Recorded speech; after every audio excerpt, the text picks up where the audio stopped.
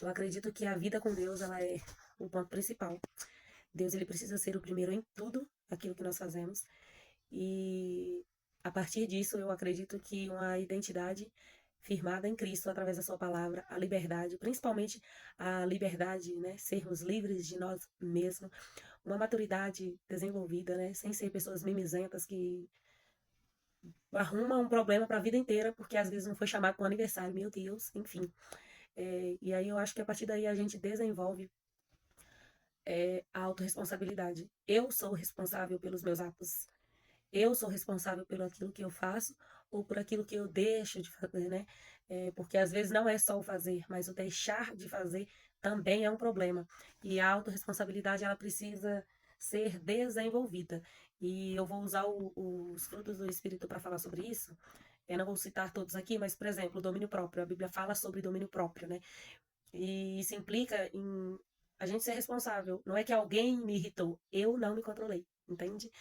Não é que alguém me induziu a fazer, eu me deixei levar. A responsabilidade, ela vai ser sempre minha. Lá no Jardim do Éden, quando Deus vai falar com Adão e Eva, né? Por que eles comeram o fruto? E aí Adão já fala, foi a mulher que tu me deste, já culpa Deus. E a Eva fala, foi a serpente.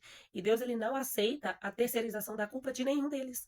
Cada um falou, né? Cada um culpou um ao outro, mas Deus, ele não aceita nenhuma das terceirizações que foram feitas. Ninguém, Adão deveria ter falado, né? Senhor, perdão, eu realmente comi do fruto e tudo mais. Só que não, ele fala, foi a mulher que tu me deste. Ele culpou a Deus, né? E Eva culpou a serpente, e assim foi. Só que Deus não aceitou nenhum. Cada um teve o seu devido castigo pela desobediência. Então a gente precisa entender que não adianta a gente pecar e terceirizar a culpa, porque Deus não aceita. Senão ele teria aceitado. Nossa, né? Foi eu mesmo que dei, né? A mulher, fui eu mesmo que, enfim. Ele não aceita. Então a gente precisa achar que dá para justificar o pecado. Não dá para justificar o pecado. Deus, ele não aceita. Então a gente precisa entender que a responsabilidade é nossa.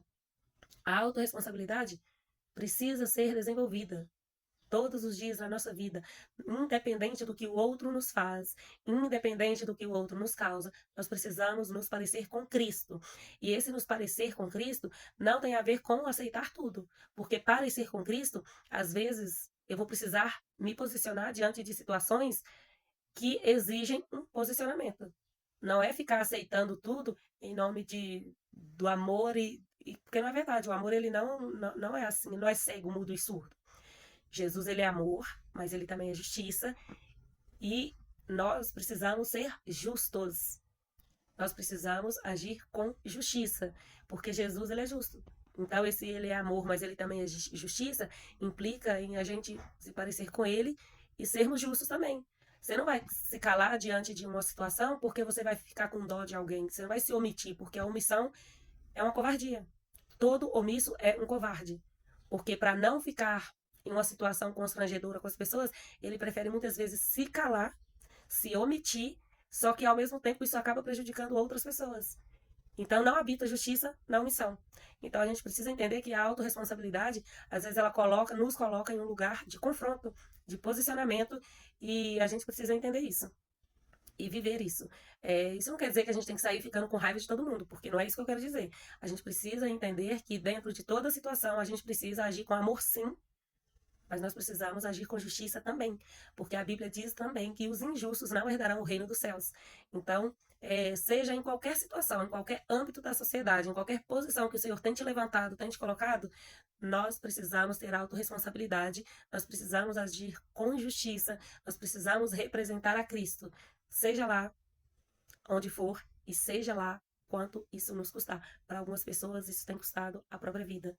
Mas vale a pena parecer com Cristo. Vale a pena fazer a vontade de Deus. Porque nós estamos aqui de passagem.